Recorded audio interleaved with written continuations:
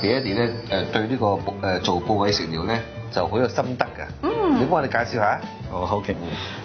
其實部位食療做咧都幾簡單下㗎，一個 equipment 啦，就係有攪拌機啦，咁啊有茅屋芝士啦、亞麻籽油同亞麻籽啦。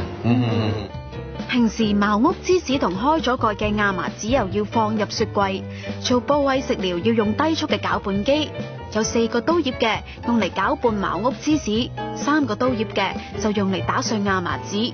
將4湯匙嘅茅屋芝士放入攪拌機，攪咗幾秒之後，茅屋芝士就會貼住個攪拌杯，就要拍一拍個杯啦，令茅屋芝士唔好貼住個杯，然後繼續攪拌，不斷重複呢個步驟，直至茅屋芝士變成雪糕狀。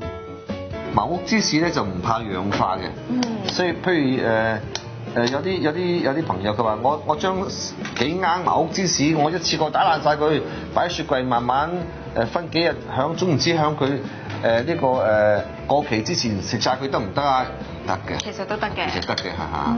做定油同埋個芝士加埋做定得唔得啊？係一定唔得嘅，就唔得嘅，一定要做完15分鐘之內就要食㗎啦。哦，即係怕乜嘢咧？怕亞麻籽油會氧化。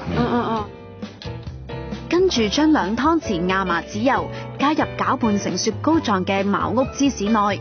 Eddie 話要分6次落亞麻籽油。